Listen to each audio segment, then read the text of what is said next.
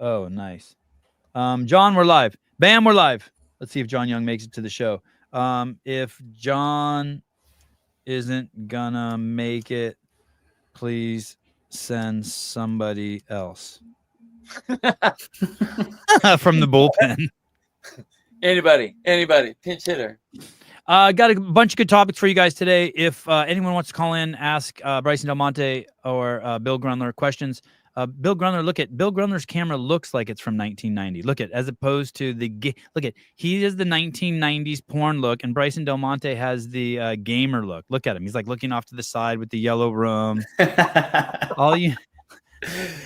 And I don't know what the fuck look John has. John Young, welcome to the show. What's up? Elvis's long lost brother. That's the first time I've heard that. You're timeless looking, dude. You're timeless looking. You could be from any genre. I'll take that. Oh, look at Bryson went wide. Bryson was way up close and looking like a fucking gamer. What's that show where you can just go live and meet random people? That platform, Omegle.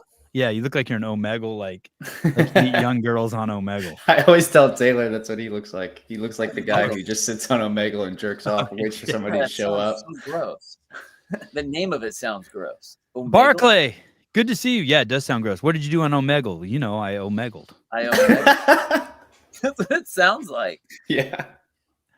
Barclay, good to see you, dude. I feel like I haven't seen you around in forever.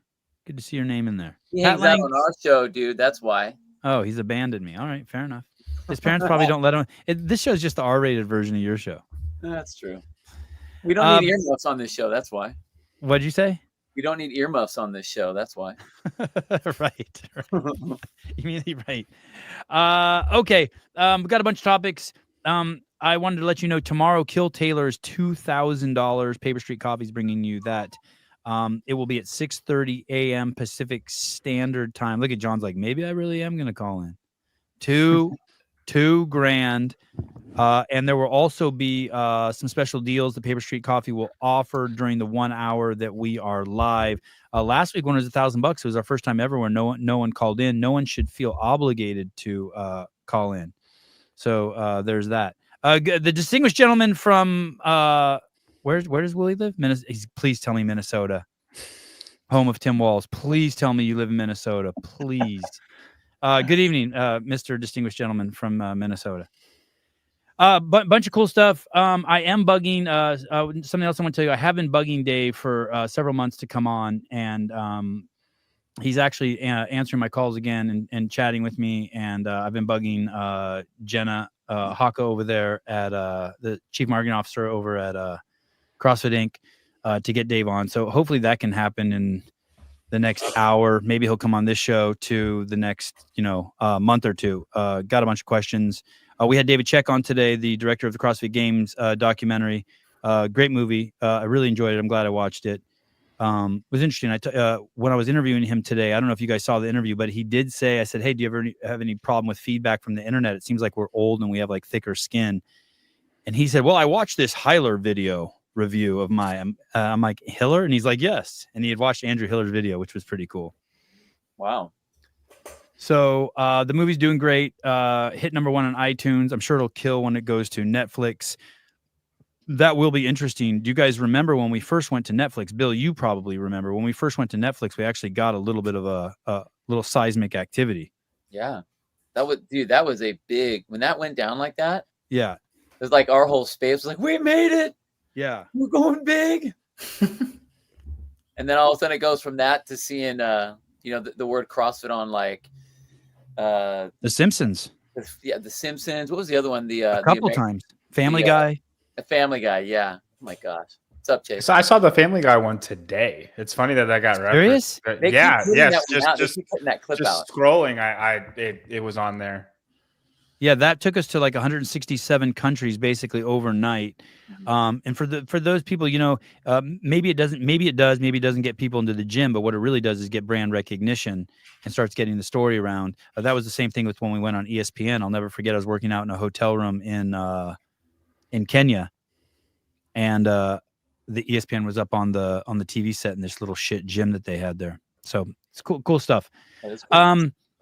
John, I wanted to check in with you. What's going on with the Grid League? There, we were joking around that you were going to be in Grid League. You seemed to be excited. You were looking for some sponsors. You were trying to figure out which outfits you were going to wear. Then there was a little bit of a hiccup because you gave some publicity to the Grid League, and I guess you were you were just passionate about you were passionate in your observations about Grid League, and maybe it was more passion that they wanted brought to Grid League. But what ended up happening? Yeah, I don't think they were ready for so what I so you're bring not to the table. so you're not going to Grid League. No. I think I'm okay. I just don't think we'll be trying to give it more publicity on at least what we were not covering yet. If we do cover it, it'll just be what I'm doing, not so much like the whole sport. But John, we're gonna go crazy. The John Young fan base is gonna go fucking berserk when you compete. Well, they're not like that. I don't know if they'll be for it. I want to be like the Stone Cold Steve Austin then, and I'm like, they don't like it, but there's people that like it, and that I'm gonna ruin the league for it. So essentially, I think I'm okay. I had a talk with the commissioner yesterday. And there's an owners meeting, and if everybody's okay, then I'm allowed in. Good God. I feel you, but I'm training for this. I'm trying to get strong. I'm going to make a run at 405. I would love to clean 405 before the first match, which is on Memorial Weekend. And I want to be like the best thing they've ever seen. As far as like whatever the strength stuff they do, I want it to be untouchable. And that doesn't mean like our team is going to win because it's more of a team thing. But hopefully I'm good. And if our team's good, it's going to be really, really fun. Okay. And if you because everybody's going to hate me for it. I'm going to be the best one and everybody's going to hate me. If you want to be sponsored by if you want to take a shitload of peptides, I don't think they can test for them. They don't. And I'm not doing CrossFit. Give me all the drugs you want. Okay, I'm kind of joking with that, but they don't test over at Grid League. I don't think so, man. Why would I don't think it'd be worth it. I don't think there'd be. There's not enough. I mean, the whole thing is they're specialists. They want the people who are really good at one thing to do that one thing, right? Yes. And there's strongmen that do it. There's CrossFitters that do it. There's gymnasts that do it. It's not like CrossFit.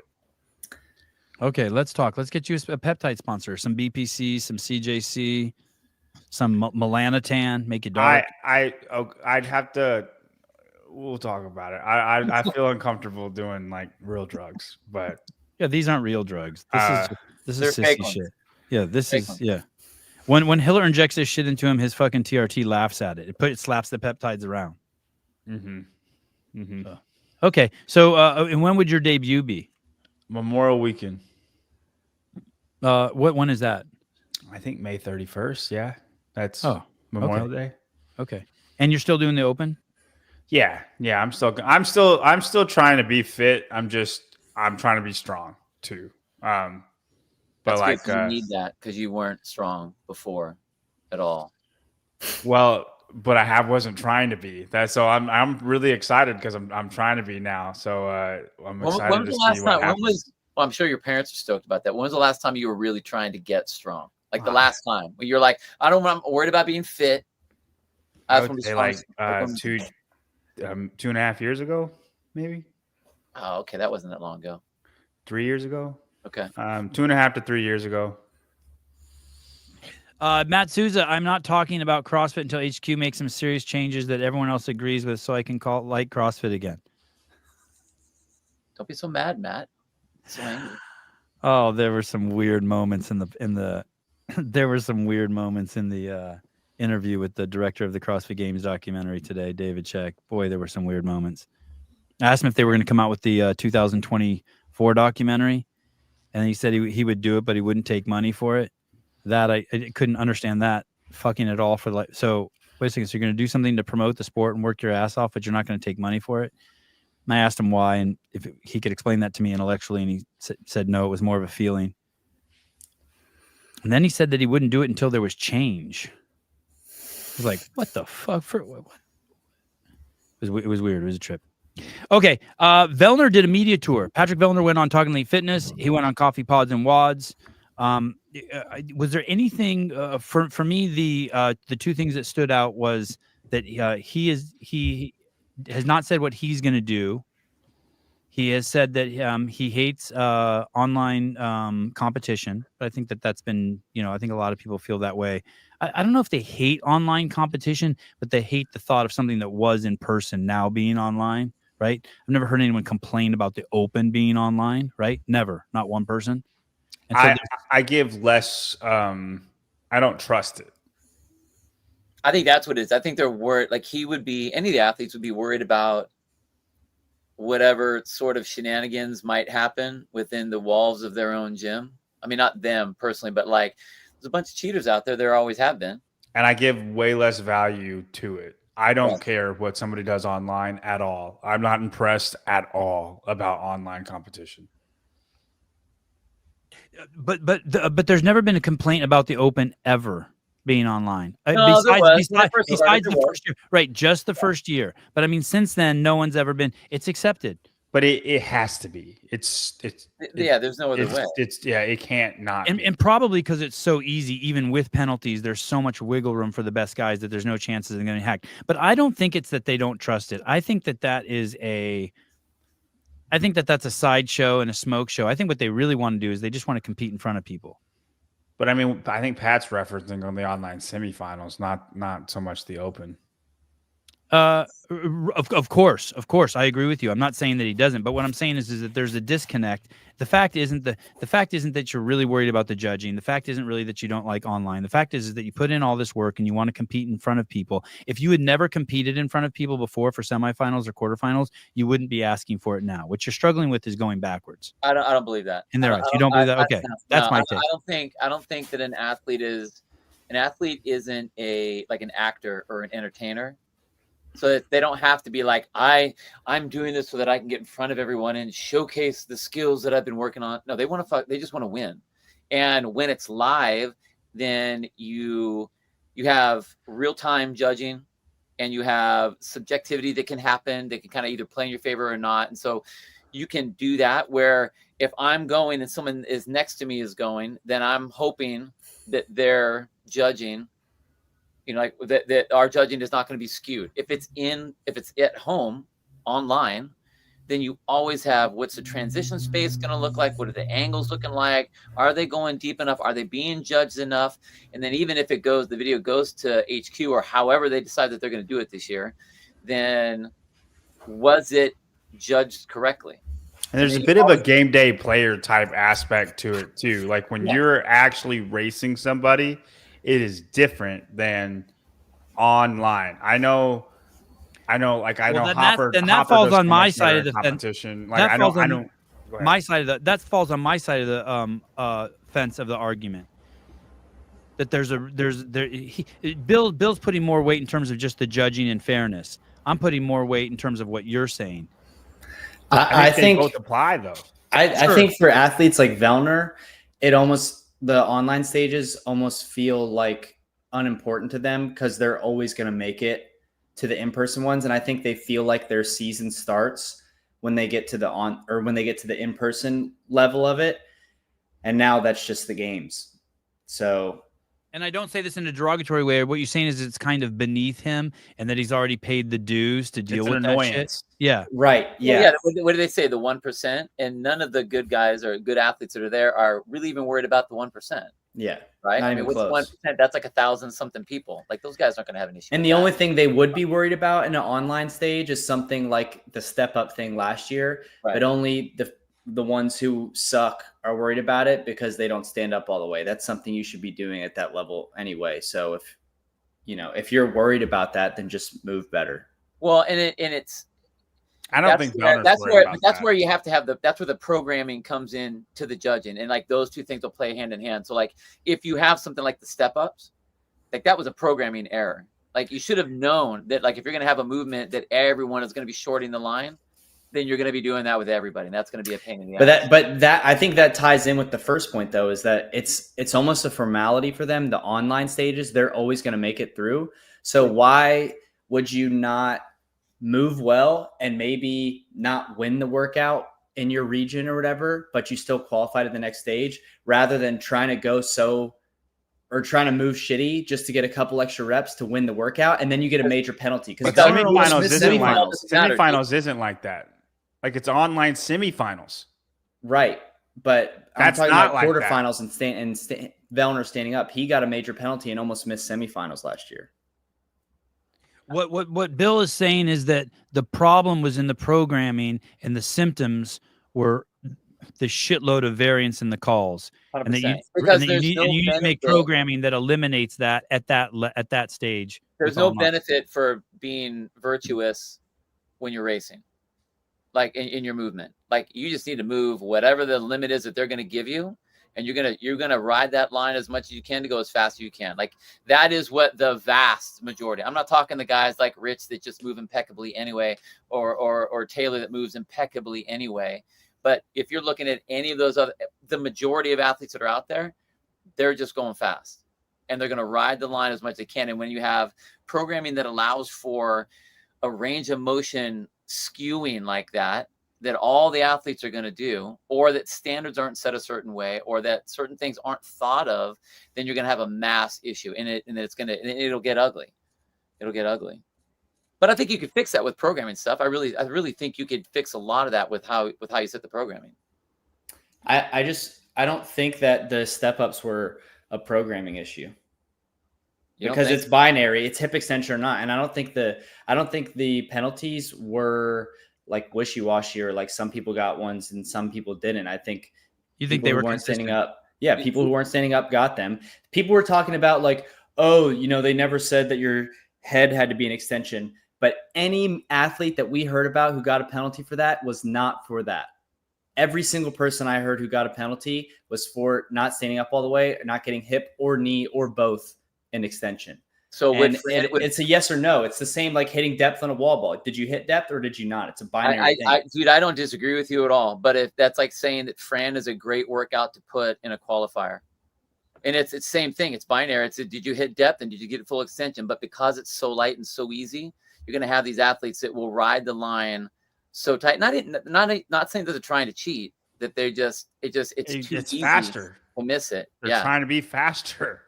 But I hear what you're saying. I mean, I agree. The penalties, you're right, were great. Did you stand up all the way or not? I get it.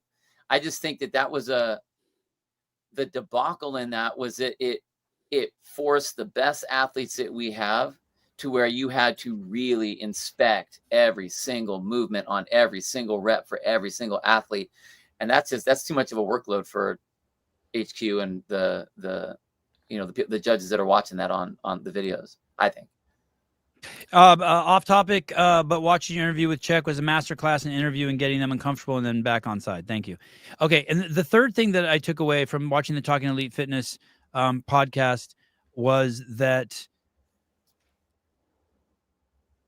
it sounds like that I think that there's a little bit of a conflation of ideas that are going on. Athletes are trying to figure out whether they should do the CrossFit Games or not, whether they should do the Open or not. And it seems to be a bigger issue than ever this year. It used to be just like whether you were injured or ready, but now there's some like maybe some other events that they might want to do, or some reason they don't want to do CrossFit because they don't like the judging, or they don't like the fact that Lazar died for whatever reason, or they don't like the new CAC, CrossFit Athlete Council, whatever the reason. But there's some other unspoken like social reasons. But what's interesting is that I think what I hear Pat was doing is he was trying to explain to the athletes, hey, and I'm curious what you guys heard who watched that podcast. Hey, athletes, just do what you want to do. Don't stress about it. Just do what you want to do. But what I think that they're stressed about is the fact that they've said all of these things online or to their friends, and now the season is coming, right? There's all these people who express this frustration, and is there going to be continuity between the words that came out of their mouth or their posts and then their actions moving forward? Now, I agree with Pat. Like, you shouldn't give a fuck. Like if I'm Fikowski, I fucking come out of retirement and do the games again. Like, are you fucking kidding me? You had a fucking great showing at fucking Rogue, right? There's a chance you can get podium. You look like you can still win the games. I don't think that they should worry about that. Fuck what people say online. They shouldn't feel any pressure. Thoughts on that? On the psychology of doing the games from the athlete's perspective? Do you think that that's a proper analysis, or what are your thoughts? Did you guys pick any of that up from Pat, that he's trying to, as the elder in the space, be like, hey guys, don't worry about like what you've said or what's going on. Just do what you want to do.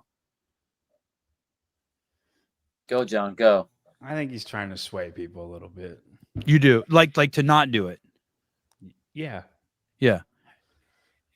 I not a lot of it. Obviously, it's like you do what you want, but there's some other stuff out here. You know what I mean? Like it's it's not. He's not telling people you should do this. But I do think he's like, I think you should look at everything, and I'm probably doing this other thing. It would be hard to think that he would have another angle when we saw how he was feeling with the PFFA and what happened after the games last year and all the comments that he was in and all the podcasts that he was in, that he wouldn't be like, let's rally up, guys. Let's all do the games again. I don't necessarily see that, but I think that that's a safe call. It's not that it's wrong.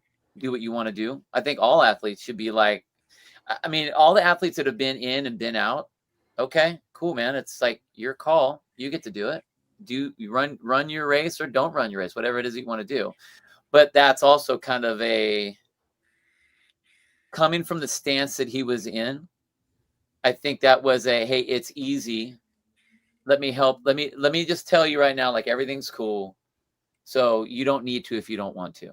Which is if you do or you don't. I mean, look what happened last year. Look at the divide between the athletes. If you stayed in versus if you came out, dude, there was friction between those athletes, between the fans for those athletes.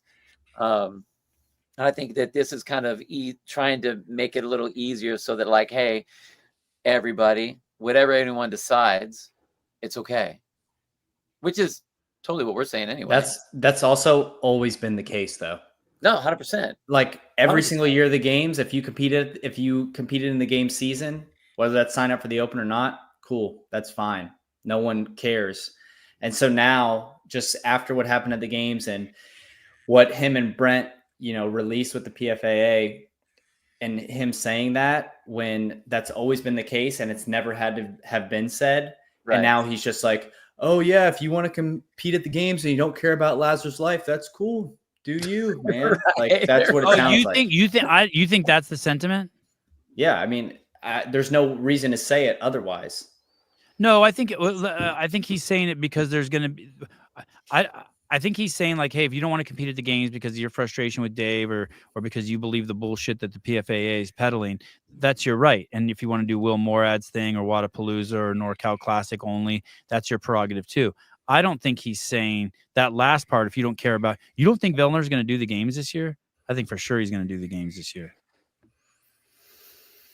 I think he's going to do the games. Here's the thing, dude. As we get closer and closer, reality is going to set in. And the reality is those were just like really shallow, shitty, emotional third grader feelings they were having. And the truth is that this is where their heart is. This is where it's at. They really don't have, they still can't tell you any real problems that they have with Dave or CrossFit. Like there's nothing. Like the rope was too long.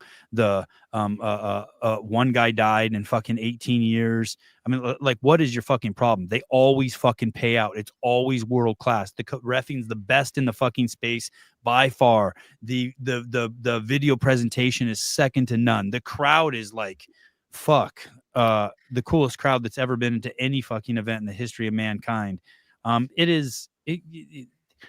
Reality is going to set in for those guys. Yeah. And if not, they're going to have remorse. They're only going to look back and be like, fuck, I should have done it. It's just reality setting in. I think right after the games, when the PFA released all that stuff, I think that he was in a headspace of, dude, if Dave doesn't get fired, then I'm doing something else. Like I'll make my money at a bunch of other competitions. I'm not doing the games. And then I think probably a month ago, it was like, man, I really think I shouldn't do the games, but like, I don't know. And then in a 1 month's time, it's going to be like, I got to come up with the reason to tell people why I'm doing the games to make it seem like I still want Dave out, but I'm choking. Like I need to compete at the games. That's what I do. That's what I am. Could you imagine like how I don't think it's that difficult deep that at would all be? for Vellner. You know what? I don't think it's that deep at all for Vellner. I think it's solely. I think for him, it's like, how do I make the most money? No, dude. That's it. No, He's because not he tries so hard to get people to think he thinks like that it's like clearly not the case. No, I think he doesn't like Dave, and I don't know Vellner at all. I'm not trying to put words in his mouth. I don't think he likes Dave. I think he wants Dave fired, but I also think it's how do I make money? I think he doesn't. It's a job for him. Yeah, It's he doesn't just like a Dave, job and for he him. wants Dave fired 100%. But dude, from the very like his rookie year in the Games documentary, every time he gets interviewed, he's like, "No, dude, I'm like a chiropractor too. Like, I don't really care about this." It's like someone saying over and over again how much they don't care about something to like convince other people that they're cool and like nonchalant. And it's like, dude, you really fucking care about this. Huh? Go ahead, Bill. Go ahead and say what you were going to say, and then I'm going to read this question. This comment. No, you can go ahead and read it. I'm fine. Mel, he never asked for Dave to be fired. How many times are we going to get that wrong? Does anyone want to take a stab at this, or should I go with it? I don't. I'm going to go anyway. So if someone wants to go first, go ahead. I'll just say every name at the bottom of that picture with all the words asking for Dave to be fired, asked for Dave to be fired. Every If single the person that agrees PFFA with it are all demanded villains. for Dave to be fired. Okay, Right. let me translate That for is you. a part of that. Let me translate for you. What she is saying is that they've only asked Dave to step away from the sport he's created and ran for 18 years. That's what they're asking. They're not asking him to be fired. There's a nuance there that she believes makes what we're saying incorrect. That like he could still stay working at CrossFit, running training, or having some other job. Fired from the games. Yeah, fired from the games. Would Fired that be from better, the Mel? Fired from the games. Hey, it's the CrossFit Games update show. Fired from his current position. Right. Yeah. And just like when I call someone the asshole who in California who programs the CrossFit Games, I'm not talking about Dave Castro either. I mean, I think it's a bit of a stretch, Mel, but I'll give it to you. I'll give it to you. Can I read a comment from Pat Lange? Sure. Is it the very bottom one? It's the one up above. It's this one. Okay. Oh wow, look at you. Bryson is correct. Vellner is also a huge baby and always has been and always has a problem with the programming. This is exactly what I'm saying. If you don't care about competing and you don't like see yourself in your own eyes as a games athlete, one, you wouldn't tell people all the time that you're so much more than that and all the other stuff. But also when you get cut after Mary, you wouldn't, or get cut after the sprint or whatever he got cut after that year, the sprint or Mary, you wouldn't be complaining about it drunk at a bar that same night. Like in the Games documentary, like, oh, dude, that's so stupid, whatever. And you're like shit faced. Like, dude, you care. It's okay. It's cool to care. It's not that it doesn't mean anything to him. I'm not arguing that. I think it means something to him. I think he cares. I think it is his life, but he also looks at it as, oh, I have multiple opportunities to make money now. Why would I not do that? The games is still a part of it. I think that if you are going to be one of the loud voices about disrupting what the CrossFit Games is, and you are one of the faces of all the demands that are being said, and you've been out there speaking about all of these things, and you show your how you felt at the games and all of the things that are going on, to be able to circle back around and actually hop back on the bus of that just seems weird to me. Like you're making a statement about your values, cool, whatever your values might be, but then you're gonna like completely go flip the entire thing and go, well, okay, I'm gonna go right back into it because whatever the reason, I want money, I don't know what else I'm gonna do, maybe I'm not as good of a chiropractor as I thought I was, or the thing isn't going as well. I don't know. I mean, if you're a chiropractor, like he doesn't need to do this. Let me give you some examples, Bill. Let me give you two examples. Let me give you two examples, and you tell me which one this falls under. Not doing the games next year. Okay. I do believe that Disney harbors pedophiles, and that they have some serious problems over there with Nickelodeon, Disney. I think there's some really weird shit that goes on over there. I took my kids to go see Moana 2 today. I gave money to the machine. I do believe this is the same thing with Google. I think Google has some serious issues, and yet I stream on their platform, YouTube. Now, let me give you another example of someone who, so there's an inconsistency there, right? Like, I'm disgusted with that stuff, and still I participate in their economy, and I value the resources that they provide. Let me give you another example. The women who have shaved their heads and say they're not going to fuck their mates, guys who voted for Trump. Now, they are true. Like, I'm making money, however little it is, for Google and for Disney, right? So I'm like actively participating, and there's an inconsistency there. Those women who are shaving their heads and not fucking those dudes, no one cares. Like, they're not impacting anything. No one's fucking them anyway. Okay.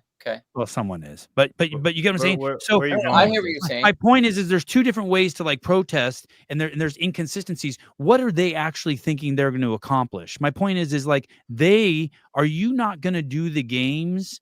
This goes back to what you said are values, and I'm trying to put some things. Are you not going to do the games because you're afraid that Dave Castro and the games teams run something that's so fucking bad that your life is in danger?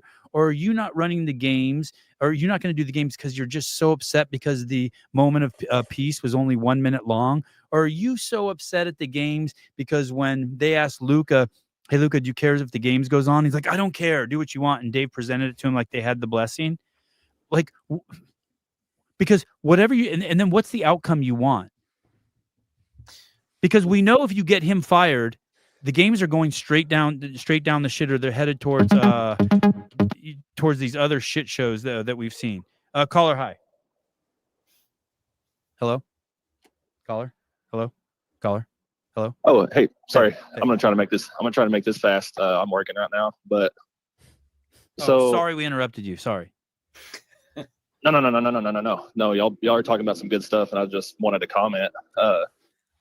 So I think these guys, these quote unquote pro athletes, if this is how they're gonna act, I think they should just get lost, because the rest of us, we have a really good opportunity, like the truck drivers and the firefighters, like the way CrossFit started back in like 08, 09. We could save the sport and give it back to the people, like the way it used to be, All right, fair enough. If that makes sense. Here's the thing. They're doing the games or not doing the games is like me going to Moana is my point. Like, or it doesn't matter. If they, right. All they're doing now is giving podcasts like me something to fucking make some coin on at night. Other than that, there's really no, and then probably some of the new people at CrossFit HQ are freaking out, like probably Don's freaking out or something, like thinking that the athletes have actually any influence. But those of us in the know are like, Jesus Christ, this just makes for great shows. Yeah, it's just drama. I think it's stupid. Yeah. But right. I don't know. I think. Well, thank you for participating in it because it's fun.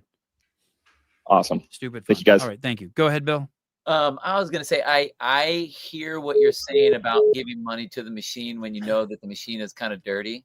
Yeah. But like, that's $20. That you aren't one of the big names of the space trying to actively protest against the things that are going on and then come right back around and go, what, I'm very upset at all these things. It's super unsafe. We've asked about this. It's super they don't listen to the things you're trying to do. They aren't trying to actively help the athletes. They aren't doing any of these things. But hey, I'm going to still jump in because I think it's okay for me to do it anyway. Like, that's what I mean about the value part of that. So, and maybe this is just me, like I'm looking through my own lens. Like, I am very big when it comes to loyalties. And when you are loyal to a particular, either a sport, a team, a person, an ideology, or whatever, like you are standing for that. And the second you start battling against that, like you want to change what it is, then you aren't loyal to that anymore, which is fine if that's how you choose. But to actively take that stance and then go right back to right where it was and be like, okay, but I'm back in. Like, really? I'd be like, why are you even here then? Like, you don't want to be here. You don't like the setup that it is. So you're in here to do what? Like, if it is just about money, then go to Will's thing or go to do Wadapalooza or whatever the things are. But like, they actively didn't think that it was finding the fittest anymore. All of the issues that they had. You know, I don't know. I just think that that's weird. I would have a very hard time coming back, campaigning against something, and then hopping right on that bus and riding along with it. Interesting. So you think he won't do the games next year?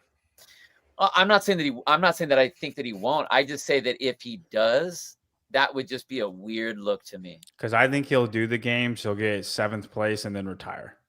I think he'll do the games, and it is a weird look. Bill's saying you go to your girlfriend's house, she's getting railed by another guy, you tell her to fuck off, you take your home key, you go back home, and 3 days later you come back and you're like, can I get one more piece of ass? And he's saying, no, I ain't fucking doing that. That's fucking weird. Yeah, that's weird. I wasn't with I'm not doing that analogy. That one really kind of. No, I had no problem doing that. And that's where we differ. I have no problem doing that. Christine, I was highlighting it. It had nothing to do with what happened at this year's games. Like Sevi was asking, it was longstanding. So let me tell you the things that I've established that are longstanding. It's the biggest participation by a magnitude. There's no comparison. There's no second place, third place, fourth place. So CrossFit Games since 2007, like any 1 year of the CrossFit Games participation, so you pick the year after 2009, is more than all of the other competitions combined for all the years they've been around. So let me just state that. Okay. So it's the biggest, it's the safest with the number of participants it's had. It's the safest.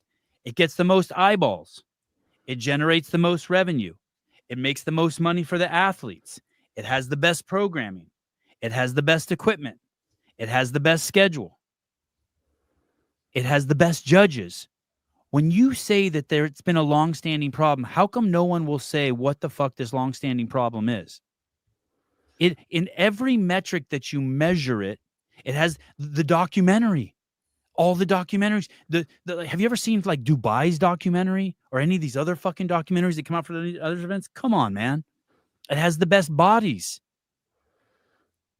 Oh, I don't buy the long-standing problem either. I think about it's wild. It's just when Chris Spieler is cramping in both of his legs walking backwards in Pendleton and 13 miles left to run. And then I think we're testing for the fittest. I think freaking, Vellner himself jumped off of the cargo ladder and had a whole bunch of problems wrong with his lungs and continued to do the whole games. He was like, no, don't let me out. Right. Cara Webb at the time about to pass out doing Murph and still did the games. And it was never a problem then, ever. Nobody ever talked about safety. Nobody ever talked about anything like that. Nobody had a problem with Dave. Everybody was still, you know what I mean? And then I find it very hypocritical that now it's all about that because of Lazar. Dude, when they were at the ranch, Dave had to like make shit up to act like it was more dangerous than it was. Like, oh yeah, mountain lion get you on the fucking trail run. Sharks in the water. Yeah, sharks in the water. Although what's his name did get drilled. What's his name did get drilled by a jellyfish. Who is the guy? The black guy, trained with Garrett and God, I can't believe it. Neil Maddox. Neil Maddox did get drilled pretty bad by a jellyfish. Caller, hi. Yeah, hey Seven, how's it going? And Poison Oak is run rampant. Hey, what's up, dude? You sound familiar. I have called before. This is actually my first time calling. Oh, okay. Do I know you in real life? No, nope. I'm just a fan of the show. Okay. Of the CrossFit part of the show, You're from a foreign country? You sound foreign to me, bro. I am. I am Nigerian. I'm Nigerian, but I live in Indianapolis now. I've been in the US for like 10 years. I hear your Indianapolis accent. Okay. So I kind of side with the CrossFit athlete on this a little bit, right? I think it's essentially saying they've been trying to why did they start the PFFA in the first place, right? There's these things that we've all been complaining about, not just safety concerns. It's like whether it's judging on the online stages, the CrossFit format, they want more in-person competitions, they want more opportunities to compete. There's they've had issues with the games for a long time, and it culminates, or it ends up being this thing where it ends up and someone dies at the games, right? So it's like we're not happy with the relationship that CrossFit has been cultivating, especially Dave Castro, right? And Brent Fikowski detailed some of that in his post about the games, where they knew they're going to be going to Dallas. They know it's going to be super hot. They try to ask CrossFit, hey, what are how many events are we going to expect to be doing outside? Things like that. They asked these questions and they didn't get the appropriate feedback from CrossFit. There's also the fact that CrossFit has started multiple athletes organizations to get athlete inputs, and it's never gone anywhere, right? And so if you're an athlete, you've been competing in the sport for a long time, it's a relationship ultimately. Like, it's a relationship. I know you think it's like, oh, it's CrossFit, they can do whatever they want, but it's ultimately a relationship. We participate in this sport, and we need to have a relationship where we feel like we're being heard. We feel like our input is being taken. Like, ultimately, like, no one knows what it is to be the athletes except the athletes. So, like, I think it makes sense that they want their voice to be heard in some part. And then you don't hear the voice, you ignore them multiple times, and it culminates in someone dying in like a colossal way. And it's like, are we not going to do anything different? Like, I think it's not unreasonable to ask. And it's like, I think they didn't do a good job in asking in their demands. I think you're correct. They were probably emotional at the time. But I think it's not too much to ask that there should be some sort of change. There should be some sort of, like, let's have input. And then they come out and they say, okay, like, no, we're going to make our own athlete organization now. I think that's kind of like, I'm a big fan of Dave Castro. I love him. I love the gimmick. I love everything. But like, when something really bad happens, when Boeing is crashing planes and like something has to happen. Like, you have to have a drastic change. And it's only fair for athletes to ask. And so I feel like we're not really listening to each other. I feel like, again, it's like, maybe, like, I'm sure, like, if you ask someone like Brent Fikowski, he can detail moments where he's tried to communicate with CrossFit HQ, and they've not given him a good response. They asked for, how much time are we going to spend in the heat? Dave Castro didn't answer that. Like, they said, it's like ultimately that culminates in like someone dying at the games, and it's like, we're not going to do anything different. We're just gonna keep going the way we've always done things. Like, we're not like. And that's what I think it is. I think they have, if you've been competing in this sport for so long, they have like legitimate reasons to feel like the relationship between the athletes and the business and Dave Castro has been strained. I love Dave Castro. I really hated that this happened, but I feel like, come on, you got to give the athletes something. You got to make them feel like their voices are heard. And it's like, I guess I'm not an athlete. I'm not in their shoes. I don't know what the details are, but it feels to me like we've all been sitting down here on your show complaining about different things that CrossFit could do better, whether it's the distribution of athletes at different regions, things like that. And like, they never make any changes. They don't seem to like listen to any feedback. And like, it happens, and then something really tragic happens, and we're just not going to make any changes. I feel like I get where the athletes are coming from. Long story short, thank you. So the things are, you're saying, just real quick, and thanks for calling, judging. The three examples you gave are judging, better judging, more competitions, and more information earlier about the events. Right. Those are the things that come to mind. Right. If you go to the PFA's Instagram page, Brent Fikowski had a post where he details, before he makes a demand, he has a post like right after the games. He has a post where he details times they've tried to communicate with CrossFit, and I think he mostly focused on the 2023 season, but he has times where they tried to communicate with CrossFit and like they didn't get any response back. Okay. And in some cases they got shitted on. So if you want to pull that during the show, just bear with me here. Instead of me pushing back on those three elements, which I would love to do, let me just take something that you said. You said, no, basically people should listen to the athletes because no one knows what it's like to be the athlete. Okay. I would then ask you this: no one knows what it's like to put on a big event like this, and what it costs, and how far ahead it is out of the curve than any other sport that's like this. So did you feel me like that on the other side? So the resources, absolutely. Okay. I absolutely agree with you. Yeah. All right, brother. Thanks for calling. Thank you. I just want to say this really quick about Nigerians, because you got to say this about Nigerians. 61% of Nigerian immigrants have at least a bachelor's degree, compared to 31% of total foreign-born population. Nigerian immigrants make on average more than the general U.S. population. Second-generation Nigerians, 71% of them have fucking bachelor's degrees. One of my girls is Nigerian. Yeah, they are. That is an incredible fucking culture. If you see a black physicist or a black doctor or a black astronaut or anyone, it's like, that's a fucking Nigerian. Anyway, I just wanted to say that. It's funny. She's an engineer. Giant cocks, hog size off the charts. Just saying. All right. But the problem is that all the things he was saying was the exact same thing that Brent and Pat were saying. This has been going on forever. Things have been happening. Okay, like details. Well, we're not able to give the details because that's not our story to tell. And I also want to say, you can't base big changes on vague statements. You just can't, because then you don't know what you're trying to fix. And because what it ends up being is, we're saying things, and because there are things that have happened, you need to listen to us now about what we're saying. And there have been improvements in the judging. The specific instances too. I don't like the heat thing. I don't like when people bring that one up. It's good. It's gonna be hot. We're gonna be outside sometimes. It's gonna be hot. Dude, You're right. if you want change, when he says, oh, something bad happens, you need to change something. What a horrible way to change something about the games is. Like, the worst way to do that would be to fire Dave Castro from his position. I agree. The You're gonna best get the way wrong to kind of get change. something done is get with the man who was in charge when something went wrong, because things are going to go wrong when you're testing for the fittest people on earth. And he knows how to do it better than anybody else. And he knows how to fix it. The grass is not greener. Right. Caller, hi. Hello, caller. Go ahead, caller. Would you like to speak, caller? Oh, no, I don't have you plugged in. Sorry, now caller. Hey. Hey. Hello? Hey. Hey.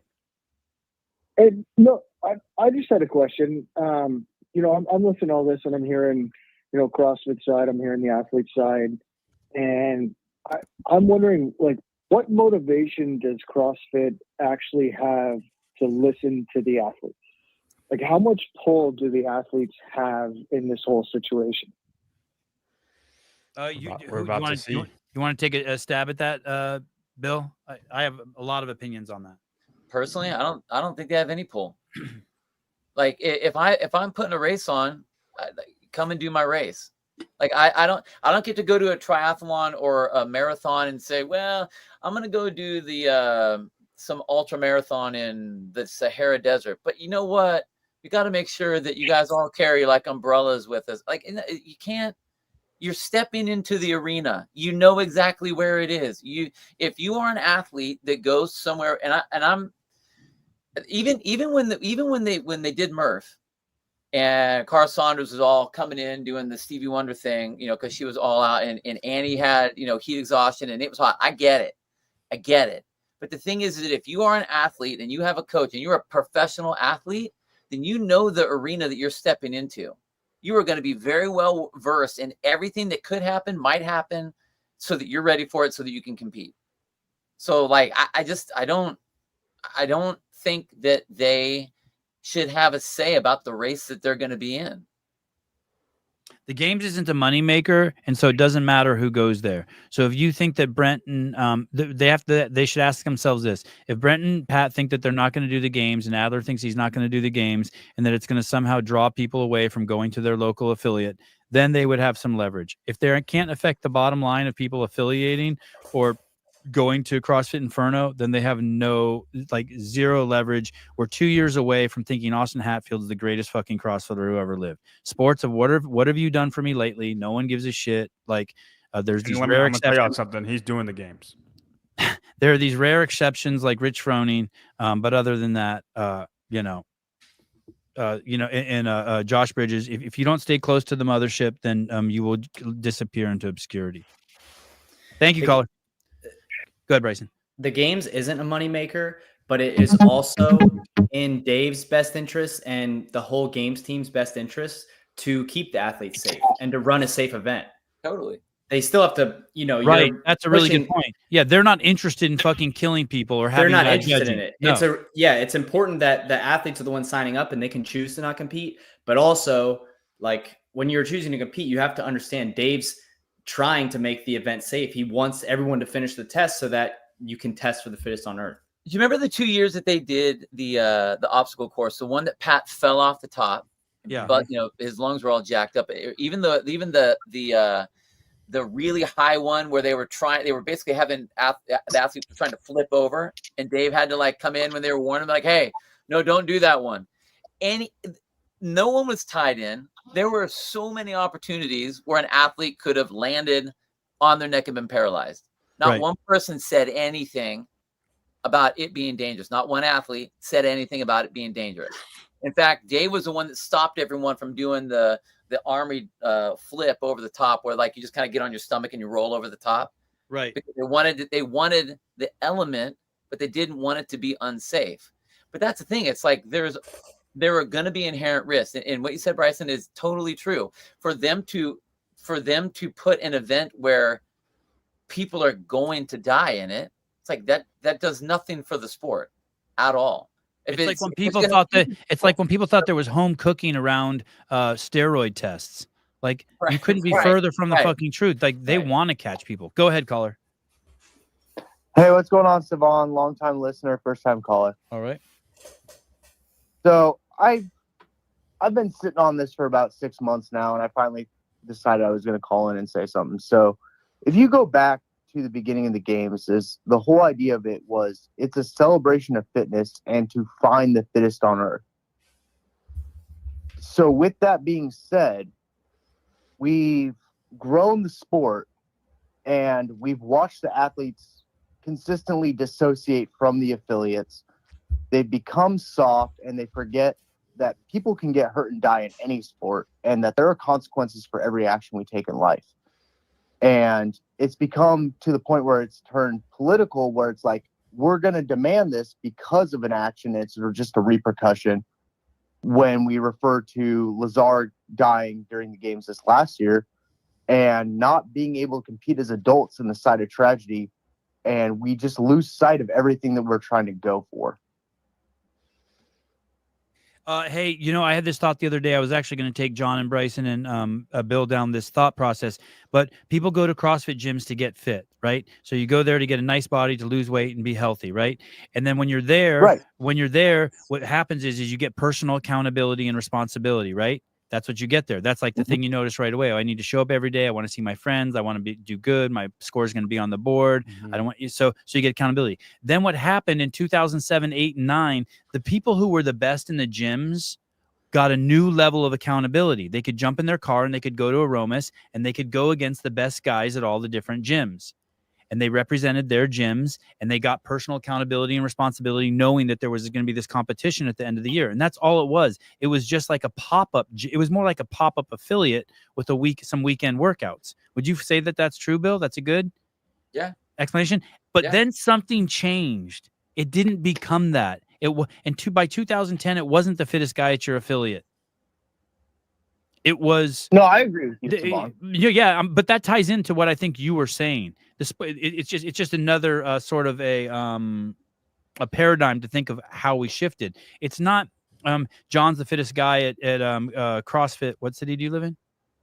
Katie. CrossFit Katie, and he's going to the games. Now he thinks of himself as a games athlete. When before the first 3 years, it was just the fittest guy at your gym went. And he got accountability. That guy, whether he was bad or not. Yeah. And it's not, and it's not that anymore. And I'm not saying that that's a good thing or bad thing. Right.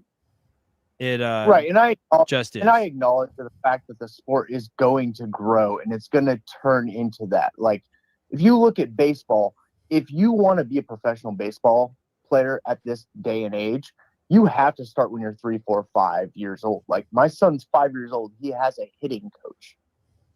That's not going to help him, just so you know. I'm going to tell you right now, I work with baseball kids. It's not going to help him, man. It's not going to help. No, it's not going to help him, Bill. But at the same time, I'm going to support him in what he wants to do. But I think back to when I was 5, it's like, okay, cool. I'm like, I got a bag of big league shoe and I'm playing in a little league game. This is the greatest thing on earth. So you're going to see that evolution as far as, athletes are going to take it serious. They're going to get sponsors. They're going to take it outside of the gym. However, I do think they've gotten to the point where they think they mentally are on the level of, LeBron James and athletes like that, where they think they're on that importance level, where they think their voice has that level to reach out. So you have the Bellners and the Fikowskis that do that. And they think that because they say something, it's going to happen, versus shut the fuck up and work out and do the programming as it said and just perform your best. They're frustrated that they're closer to dance monkey than professional athlete. Yes. Do you think? All right, Thank you. Felder is the Aaron Rodgers of CrossFit? No, not even close. Please, you fucking. You're hung up on the vaccine. You're hung up on the vaccine. I'm talking about as a person. Is he critical of the NFL, like in terms of safety and shit like that? Aaron Rodgers is like the most narcissistic person in the world. Oh, is he? Yeah, he's like a really terrible person. Oh, interesting. But I'm, you be you. But like you like him because of the vaccine thing. But like if you like talk to anybody that's like a fan of football, it's like he ruins franchises. Well, he's not the only quarterback. He's not. Who does that? Right. Interesting. Okay. Any final words on that? I got some. I'd like to hear your guys' predictions on some stuff. Okay, here we go. Let's talk about who's going to host semifinals this year. I have a couple. I think Chafee will for sure do it. French Open's been around forever. I think he works at CrossFit. Big event. I have no inside knowledge. I have to guess Mayhem would do it. You'd be stupid not to let Mayhem do it, right? Especially during this political climate. Get rich on your side, right? Any other? What do you think about those guesses, and anyone else you think that might do it? You know what? I don't know. Rich would be a really, really good one and an obvious. I think that would be an easy win. I don't know if CrossFit would do it. Would let Rich do it? You mean? I don't think that they would. I don't think that they would join up. I mean, like Rich is doing. No, the way I think the model works is you just pay money to them, and then they give you pay them $50,000, and then they let you qualify 2 people for the games. Isn't that the way you understand the model? No, I get it. I hear what you're saying. I just don't know if they would. Yeah, but that's not what Sevon's saying. You paid, you're in. Doesn't matter who you are. But wait, but listen. So this is my thinking, Bill. You have these athletes like from the PFFA who are like, have some disputes with CrossFit and want to push back on the season. But you got this fucking Goliath Froning sitting there, right?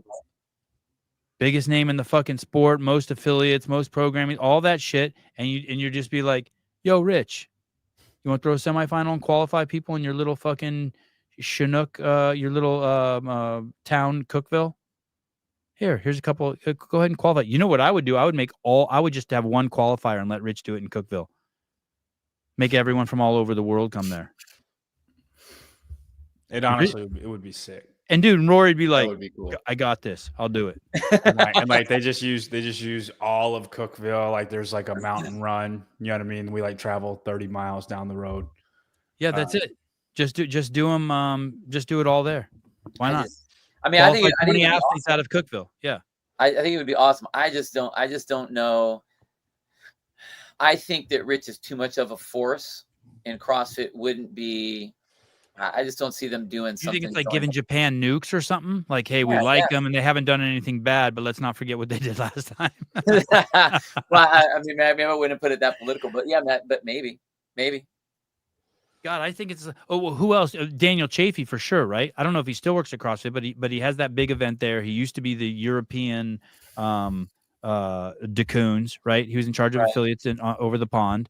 That seems like a slam dunk. I could see those. I think the ones, if you start getting into Europe, the French Throwdown. Isn't that? Yeah, that's the one I meant. French Throwdown. That's Daniel Chafee's French Throwdown. Yeah. Any others? Any others you can think that might be bidding for it? Wadapalooza? Maybe Lowlands. What about like Wilson Pax? Well, that's the thing. We don't even know if he's going to do his. Right. Do we? I don't think they would make his a semifinal though. Here's the so I text them. So when they put out the thing, the way I interpret it was, how many people are qualifying through the online semifinal? 15 to 20.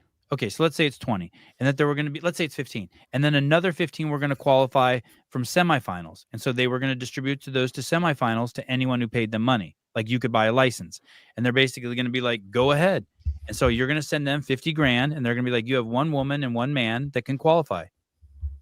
And it's basically semifinals, but the only thing different this year is that CrossFit's not, I'm assuming, isn't paying for media or any. How would you get to those competitions? Would there be a qualifier, or would it be through the open, like the top? It would still. I'm guessing it would still be through the open, right? It's that top. I would guess that as well. That top 1%, and then it just anybody can come, first serve. There's 30 spots for the Mayhem Throwdown. Yeah, but what I'm saying is, I don't think anything has changed from the format last year, other than people can bid on having the semifinals. That's my understanding. And so what I think they're going to encourage Mayhem to do it. They're obviously going to encourage Daniel Chafee to do it at the French Throwdown. Those just seem like just smart moves. But where are the others going to be? Oh, look at Mar-a-Lago should have an event. That would be amazing. Can you do multiple if you're an athlete? Yeah, and I think you can do multiple. I mean, I don't know. I was hoping you guys knew those rules more than me. I just know from what came out. We don't know anything. Yeah, Till no one said yet. No one said. I don't think you should be able to do multiple. I think you should have to choose. Oh, Torian Pro. I'm going to say Torian Pro is going to do one. I'm going to say those because those guys sell out there. The reason why I don't think Wilson's going to do it is because holy shit, man, that guy worked his ass off. Those were brilliant events, but they couldn't fill the seats, right? There's no audience. But Torian Pro. So there's another one. That's probably Far East Showdown. That's always the Asian one. Asia. Yeah. Far East. Yeah. Does that one sell out? I don't know. It's Asia. Then Africa. Which one is theirs? None. They don't get one. They don't. No one there can afford the $50,000 you got to pay. Like I think you should be able to pay $150,000 and get three men and 3 women. You think it's paid per? I don't like that Athlete that you have, like seats that you get. Yeah, like here's what I'd like to. So I sent them a text and I said, "Hey," I sent Heather Lawrence a text and Dave a text and I said, "Hey, I'd like to apply to get a semifinal," and the response was, "Get in line." and then later on, so I think Jonathan Ortega sent me the application. I didn't fill it out, but I'd love to throw a fucking semifinal at Greg's gym in Arizona. Charge $1,000 for registration, so only 20 athletes show up and do it. That'd be sweet. Yeah, I think that's the way it's going down. Would Greg do it?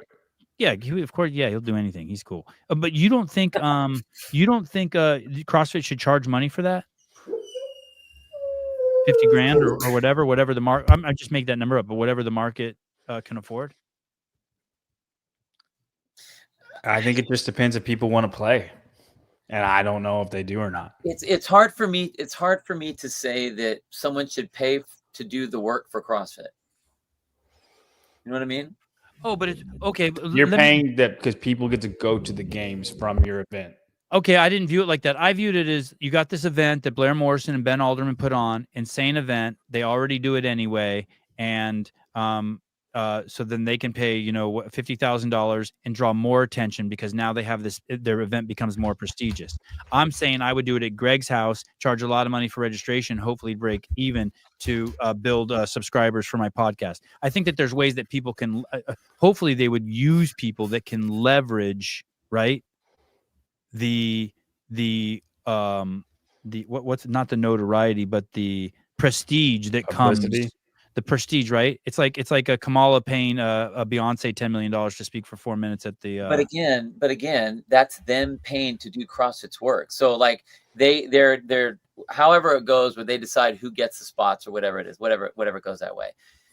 The prestige is already going to be there because they have the spots, and now they won't have the spots unless they pay. Oh, that's what I'm saying. They won't have the spots unless they pay, right? So you pay for the prestige. You pay for the spots, and you hopefully leverage that to grow your event. Like that's the reason why. I get it. I just still have a hard time. It's like, okay, once again, like I understand what CrossFit's doing as far as like trying to cut back and do all, save some money on this stuff, but like you're not doing the work, and you need to get money from someone for putting on your event and doing it for you to get people to go to your competition, especially someone like Mayhem. Like, what does Mayhem gain from hosting a semifinal? Everyone and their mom knows Rich and knows what Mayhem is and watches their YouTube videos. Yeah, but for him, it's just to they'll sell $100,000 in shirts and clothing that weekend. They do that. I think for them, it's paying it forward. I think if they do that, that's what it would be. I totally see Bill's point. My only response, Bill, everything Bill is saying is 100% valid and true. The only thing I love it because I would like the opportunity to do it because I think I could leverage it. I think I could find a sponsor, sell them a ton of shit, and then leverage it to give my podcast, my YouTube station more attention. That's the way I think of it. But what you're saying still is true. I'm paying the Huck Finn thing, right? I'm painting the fence for them. Well, and then the live competitions, it's like you get to do your own programming, you get to run your own event. So again, you're paying CrossFit to run completely your own event. It isn't even a CrossFit event. Like you get to do whatever programming you want. You get to decide. I mean, they always say, well, CrossFit will be able to look at, whatever the programming is to give it the, the blessing of whatever, if they do that, whatever that means. Right. But I just see. I don't know. It just seems weird to me. I get it. I understand it. It is spots. I mean, maybe they just say, you know, they put it up on an auction block and they go, okay, we're gonna go ahead and auction. I mean, in that case, I could see Rich saying like, all right, we've got all the money. Sure, we'll have the entire qualifier come out of Mayhem, the entire live semifinal. You all got to come here. I had we this had more money than all of you, and we bought all of them. I had this really fucking talented filmmaker who worked at CrossFit. Really fucking talented. Did the Frony documentary come out in 2014? Yeah, 2014. Okay.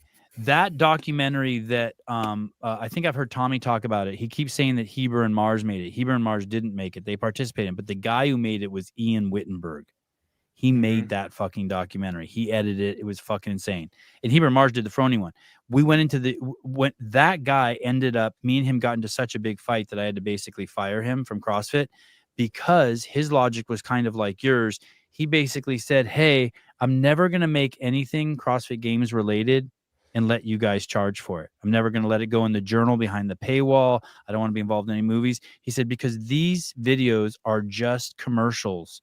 And Coca-Cola doesn't charge for their commercials. Why should you charge for your commercials? He viewed the games content as just commercials. No, I disagreed with him, but I understood his point. You know what I mean? Well, I think back then it was a commercial for CrossFit. Now, right. Now, I mean, and it still is sport. it still is to some extent. And it is to the name CrossFit. Yeah. Right. But I don't think there's a mean problem. anything to the gym. If the Frony documentary costs $750,000 to make and 20 staff to make, and you charge $12 a pop to watch it on iTunes, I don't think that there's anything. I don't find any problem with that. I don't disagree with that. Yeah, even though it's a commercial for CrossFit also. Again, this isn't a commercial for the games. It's just you're asking people to pay you to do your work. I'm asking my coaches to pay me so that they can coach at my gym. But they can also sell their veggie mix there. Okay. You know what I mean? I mean that's the only. You're talking $50,000, man, and you're like, how many T-shirts are you going to sell at that?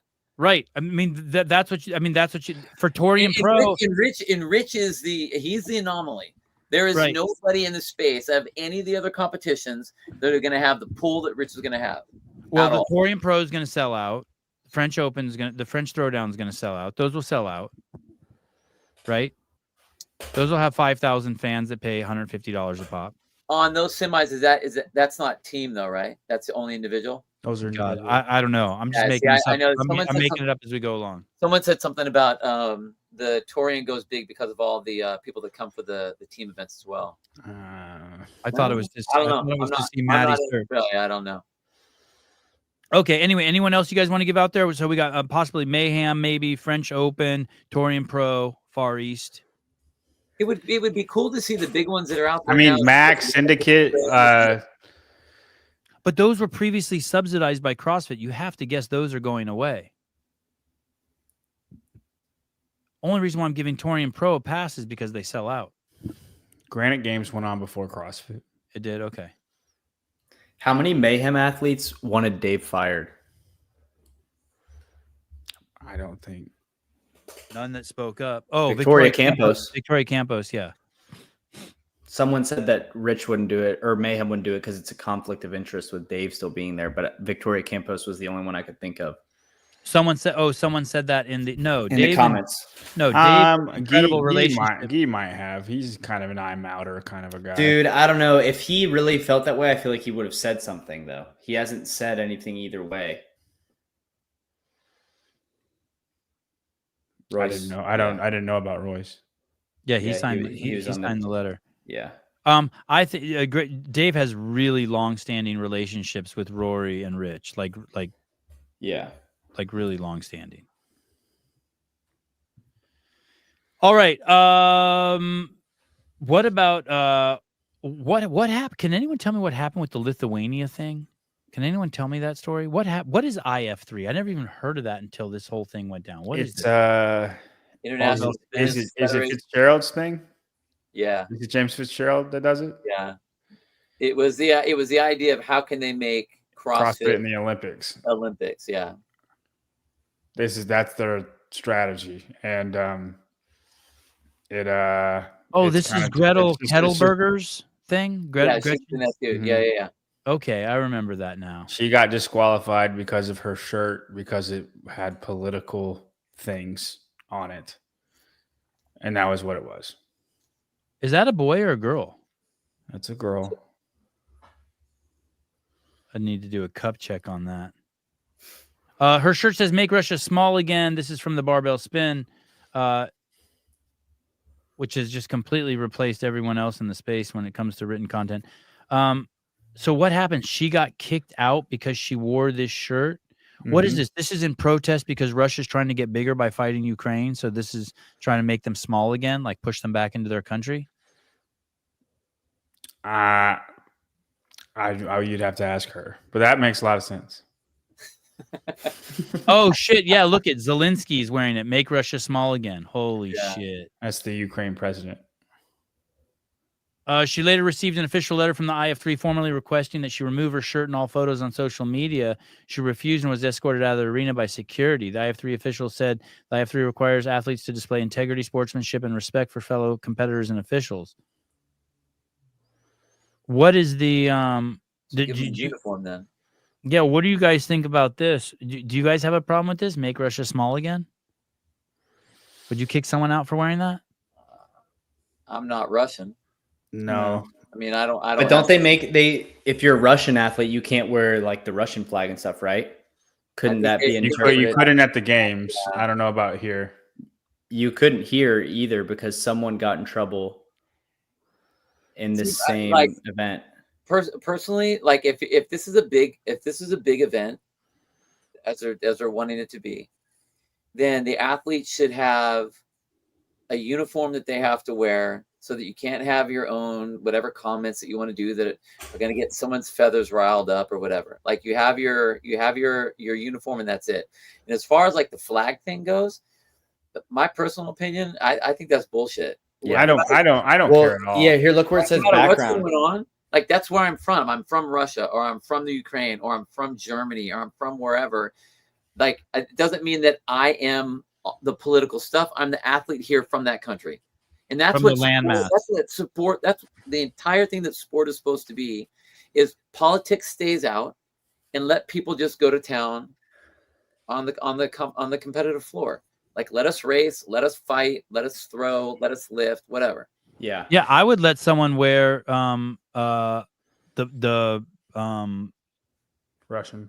The black Israelites that are in fucking New York City, who train in Central Park, who they say that they want to remove all white people from the country. They could wear their flag. I mean, if you can have a fucking Palestinian flag or a Hamas flag, why wouldn't you be able to have? Yeah, this is really strange. I think you can wear anything you want to wear.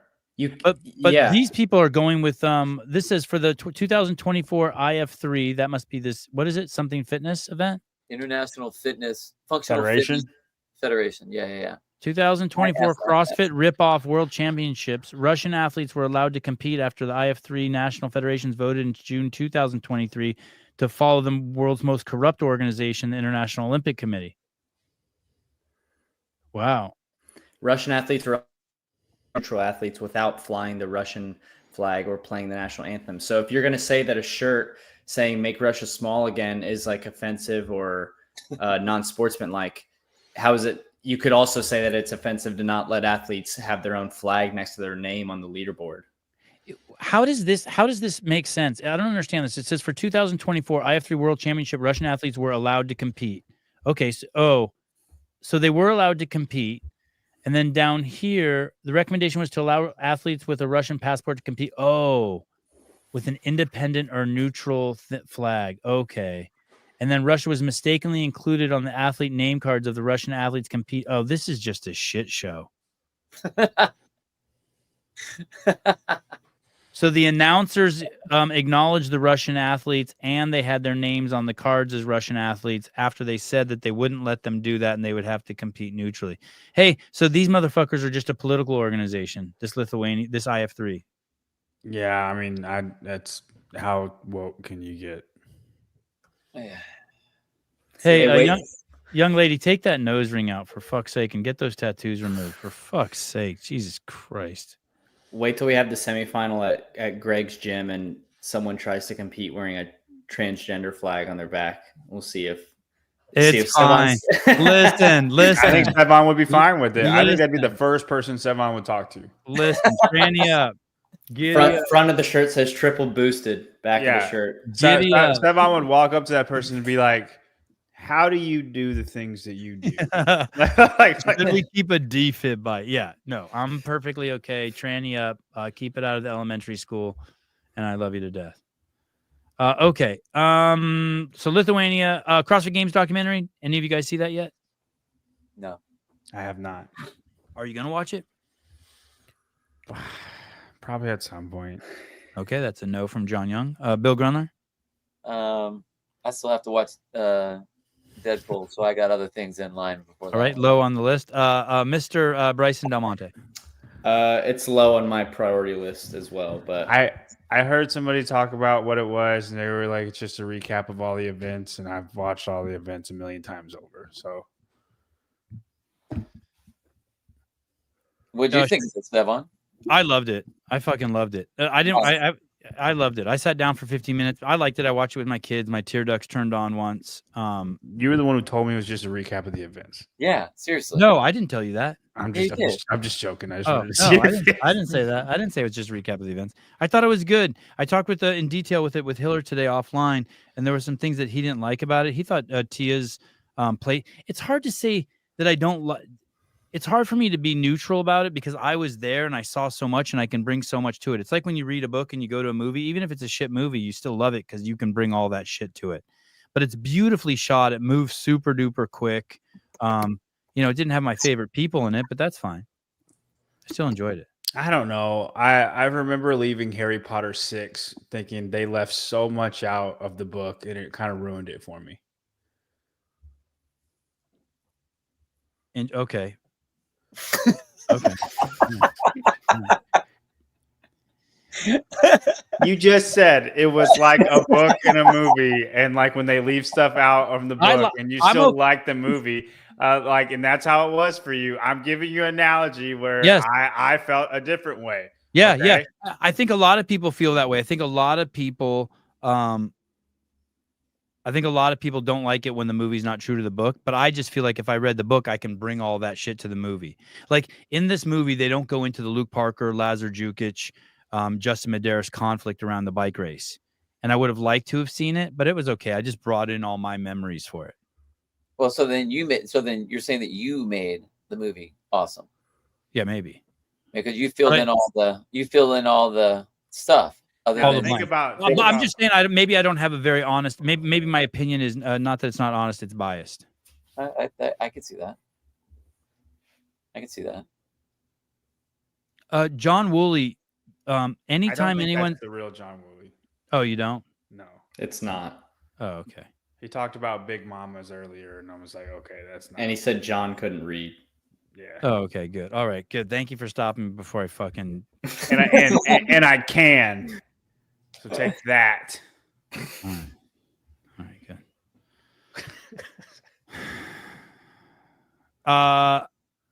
Funniest thing by far, Sevon, is you getting Cole, I think, or whoever straight up sodomizing themselves with the bike seat. I don't know. Oh, I don't think I filmed that. That was pretty funny, right? That was a nice shot. That's a biblical term, sodomize. Okay. Rival game seasons. Bryson, any what do you know? Tell me some secret shit you know.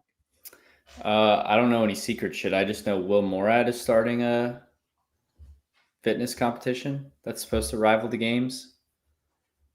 Rogue ran a great event. Well, what's the secret shit you know, John Young? I don't think it'll rival the games this year, but I think next year it will be. We're definitely going to talk about it. Do you think it's going to launch this year? Yeah. I think this year is just going to be kind of a trial run. And then next year it's going to be like, all right, we're going to try to really be up against them. I think they're going to try this year and have their heart completely fucking broken. I It's think going to that be. dude, I don't get it. Tell me. You're gonna try to read. It's like you're gonna try to reinvent the wheel and say, "Oh, we're gonna do it better." How? Yeah, I think the only reason we would talk about them, John, is just because they're the only people who are saying, "Oh, we're trying to compete with the games." True, but if they have a championship at the end of their season and the winner gets $500,000 and every single person does it because of that fact, I think we're going to talk about them. True or false? If they paid them $500,000, 100%. We're going to talk. That's what I'm saying. We're going to talk about them no matter what. Okay, well then, I guess my question would be, or my, I don't know, concern about it is, it's just a competition. It's not rivaling the game. Yes, Yes, Bill, 100%. Yes. But so that went over my head. We're gonna rival the games. No, okay, no, I don't think they're gonna try to advertise, and I don't know at all. This is complete. Now we're venturing in speculation. I don't think they're gonna try to be like, this is the new CrossFit Games, or this is the new thing. This is the thing. It's just gonna be like, oh, we're doing this too. Like you guys go do the games, but we're all another opportunity, as Vellner likes to say. So it's a win-win for everyone. That's how I think they're going to advertise it. But if I think they're going to try to poach people the way Live Golf did, and I honestly think people will just end up doing both of them if it is a lot of money involved, right? If there's enough, if it's something like that. But I don't think it'll happen this year. But I do think it's going to happen where they'll have a big competition. With a lot of money at the end of the line. It'll probably be pretty lucrative for the athletes that are like 7th to 12th placers, like at the games. You know what I mean? Like, because they're not really going to have to peak the way that like the games athletes are thinking, I'm trying to win they're not going to do that. They just know they're going to make a big payoff here. They'll make a big payoff. Maybe not the payoff, but a big one here. They can go to Dubai. Because they went to the games and they probably did okay there, they could probably still go to Rogue. So they're just going to kind of stay in that state of. I'll be interested to see where they would even place something like that. True. Yeah. You mean actual geographic location? No. Because what's going to happen is you will lose if you're trying to, whether it's consciously or subconsciously poach athletes to get you want names in there. You can't have it too close to the game because the good athletes that want to be the fittest are going to go there. And then you're going to have the ones that like, I just come here to show my face and make some money. The Spiegels or whatever that like, they're not trying to compete to win the games. Right. They just want to go over here and win some money because they can't. But you might have some people that like, there's the games where everybody's going to be there. And then there's people that I'm probably better than over here. And if they think they could get paid more. Yeah, totally. You know what I mean? Like people like Jeff and Laura, right. But again, I don't think they'll try to rival them like in that type of way. Like we're taking over. I just think it's going to be billed as another opportunity, and then I'll be interested. I feel like between Rogue and the games is the best scenario for you, but that's a lot. Yeah. Yeah. Either way, I think it's a win-win. I think it's cool that something comes in the space. I think it's cool that it tries. I don't think that there's enough room in the market for anything else. I think that they're going to have a fucking rude awakening. I think it's going to be like you get invited to a girl's house to go on a date and you look in the window and some other guy's on top of her in the couch. Like it seems like it's going to be good. It's going to get weird. People are going to be disappointed that they spent their time over there instead of pursuing the CrossFit Games. I think it's going to be missed time for them. But it is. I'm excited about it. It's fun energy in the space. If people want to dump money into the space, I've seen the same thing happen with professional arm wrestling. It just fumbles around, and every few years, someone really rich comes in and tries to prop it up. Finally, arm wrestling did get some fucking traction when they started being able to stream live. And they did start getting some big money from Turkey and the Middle East. But CrossFit's an expensive sport to put on, and the fan base is straight out of the affiliates. There are no other fans besides people who go to the affiliates. And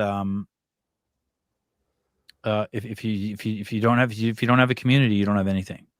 So what's really cool about CrossFit, I know I'm preaching to the choir, is the fact that you I think this is one cool thing that David Check mentioned today in the interview I did with the documentary. There's inspirational sports, and then what was the other word he used? Aspirational. This is an aspirational sport and an inspirational sport, meaning when you watch it, you can go do it right away. It's always within your grasp. You don't need a football team. That's cool. Yeah. You can always. We see Adler's one of those guys.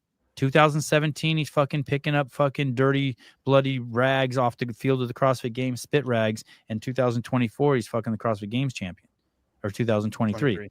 So you can't do that in a lot of places, and it's a special community. But I don't think I think these guys have missed. Well, I wish them luck. I hope that. I think it's real gambling. I think it'd be smarter if they put their money in Bitcoin. I think best case scenario, like literally best case, they end up in terms of eliteness and how we think about them, slightly above Wadapalooza and still under Rogue. But even then, that's a huge competition that's just come up out of the blue. Yeah, but that's what I'm saying. I think that's literally best case. Wait, what did you say? Slightly below Wadapalooza? Slightly above Wadapalooza, slightly below Rogue in terms of how we think about it, like in eliteness and of who wins it.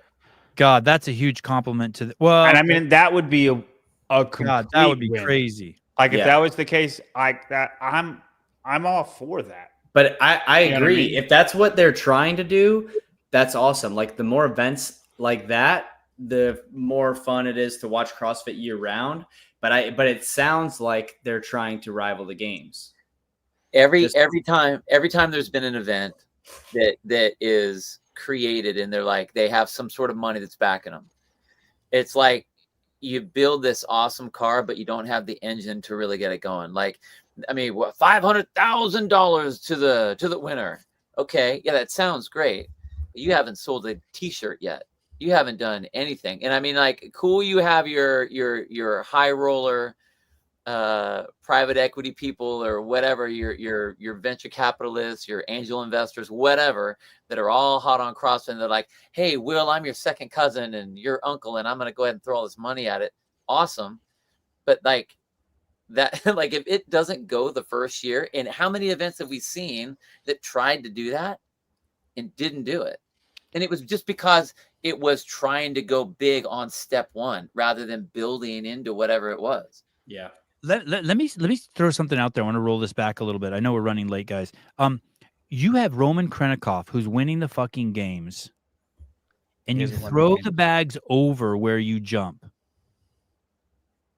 What the fuck were they thinking? Meanwhile, you have a swimming event. There's shitloads of swimming events that happen all the fucking time. The guy tested it the day before, but the reason why people are tripping is because he died. But relative to the stupidity, if you put him on the stupidity scale, what happened to Lazarus? I don't think there's any stupidity there. I don't think they fucked up at all in terms of the event. Obviously, it would have been nicer if there would have been more lifeguards right on the scene. But anyone who's been around water or been doing research about water events, that's how they all fucking happen. It's a kid in the pool with 150 people in the pool with them, and he fucking drowns in 2 feet of fucking water. It's not like there's nothing new. There's nothing new in the Lazar Jukic story. It happened 2 weeks after the games in Spain. But what you really have is you have an incident that really might be worth talking about, which is Roman Krenikov having to jump over where your fucking bags are. Is that not a part of athleticism, though? I agree. But if you're doing it, but swimming is also part of fitness. Right. He's not arguing one. I'm not arguing that. I'm not arguing that one. I'm not arguing 1v1. Okay. But I mean, I don't know what the solution is there, but if you could figure out a way to put, I don't think there needs to be a solution. I think Roman needs to be more athletic. Okay, fine. You win. I think the point is there is no solution. You're just testing for the fittest on earth. And stuff happens. There's inherent things that happen. Look at when they did the I don't want to reduce Lazar like that. It's a tragedy. It really is. But like with the Roman thing, stuff happens. That's on when you get bro. off the couch, you risk orthopedic calamity. Same thing for the people in the affiliates. Yep. Well said, Greg Glassman. look at all of, but if you say what you exactly down the line that you're talking about, Sevon, is like, we can talk about all the things that could have, should have, did happen at the CrossFit Games. People falling off of cargo nets, people tripping on ropes, landing on a sandbag, doing a clean and blowing out your ACL, dropping from ropes and blowing out your ACL, doing jumps over the box and blowing your Achilles. Like, there are so many things you cannot remove. Dude, the crit thing, is all the bike really race dangerous. stuff? If you've Oh, never the had biking is crazy. experience, Yeah, the like biking's with crazy. like yeah. that type of Not biking, one- not one that's one of the person most dangerous said things they've done. anything about danger on the bike. Not one. Look at the mountain bike one that they did. Not even the crit. How hard? Who was it? Who ate the ground? Medeiros. People said Medeiros might have got a concussion in the first event. No, there was a girl too. No. Yeah. That wasn't mountain biking or cyclocross, right? Yeah. Fumagalli. She did one too. So, The but one who no broke one, her not arm. one person said that riding a bike was dangerous. Someone broke their arm at the games one year. Yeah, I think it was Fumagalli or broke her leg. On team? She was On out. team? No. This was individual. This was back in 2017. Cyclocross. Cyclocross. Tennille Burline was really mad at Katrin, and she had like a whole skint up thing. That was some fun. So clip. many people hate it. John, are you on steroids? I am not currently. No, we're take talking this- about it, but not currently. No. Do you take this as a compliment? Yeah, You have no zits, so I'm very impressed. I what do are have they- puffy so, nipples but now, though. did People like anyone- to point that out. Has anyone, and do you think anyone ever will say that any of the bike races that we've done at the CrossFit Games is dangerous? They're Not all one. dangerous. I've thought. Well, no, you're right. No one says it, but I think that I've talked about it many times Chelsea on Hughes, this show. yes. Thanks, I Chase. think they're incredibly dangerous. I think that whatever events they do in the future on bikes, people should only be allowed to go one at a time. They should be Chelsea- hill sprints or something. Chelsea Dude, Hughes, I wish they would do how a did they mountain gain time ass out of trial. him? She got so messed up. What did you say, Bill? Say that one more time. Sorry. Hughes, Chase put it up there. Oh, She ate the ground, and like that ended her CrossFit Games. was that the super hot firefighter chick? No, that's Chelsea Grigsby. Oh, okay. Poor Chelsea Hughes. I think you're beautiful, Chelsea. I think you're probably hot too. Yeah, I didn't mean Chelsea- to say Bill, that. Chelsea Bill was was like, bad. no, you're probably smoking No, too. I didn't mean that's not different that girl. one, not that Chelsea. Listen, real quick, have you ever seen Bryson and Taylor on the same show together? Half the show is them fucking fighting. What do you mean different? Disagree? Yeah, I don't know if we have time for today, but me and Taylor got into a crazy fucking fight the other day. Go ahead, Bill. I think I'm done. All right. Done. But the bike, I mean, the bike is dangerous. So like saying, talking about bags being put in the wrong place, like it's sports, man. And like there are things that happen, and all you can really do is try to mitigate to what you think the possibilities of injuries are going to be, and do the best you can to prepare for that. I mean, that's the only thing you can do. I don't think your nips are that crazy, John. I've seen them many times. Yeah, I don't think they're that bad, man. Yeah, they're not crazy. Okay. Thank you very much, Bryson, Bill Grundler, John Young. Thank you, everyone. Hey, now, real remember, quick, if- go ahead, Sevon. Can I if get you something really- done before we end? yes, if you really want to see prize money given away and real athleticism, just the most authentic thing you can see in the sport, it's tomorrow morning at 6:30 a.m. Pacific Standard Time. The fittest man in the world, you can go against him. If you can't beat him, you're a pussy because he does the workout first. I've been thinking about that more and more. How are you guys just not calling in and winning the $2,000? Are you retarded? Tomorrow morning, 6:30 a.m., Paper Street Coffee's putting up $2,000. Come get it. Go ahead, John. I'm going to put it up on my story, but we have our baby registry out, me and my wife. And if anybody wants to support us, it's going to go on my story, so you guys can click on that. I was reminded 37 times when I said I was coming on Sevon's podcast to talk about the baby registry because I have a note here. Tomorrow lot we of will be stuff. tomorrow during the show we will be asking for donations, and we will purchase John something ridiculous that people in the Midwest buy for their home, some dumb shit. So we'll be raising money for that. we don't live I'm in the scared. Midwest. I'm scared to see a registry. It's going to be just weird shit. I asked for a couple things and she rejected all of them. So it's whatever's on there is all her. All right. Sarah Cox, thank you. CA Peptides, BIRTHFIT, Paper Street Coffee, thank you. Get your Matuthian now. Great Christmas gift over at Doc Spartan. Vindicate, VNDK8.com to get all your apparel. Talk to you guys soon. Bye-bye.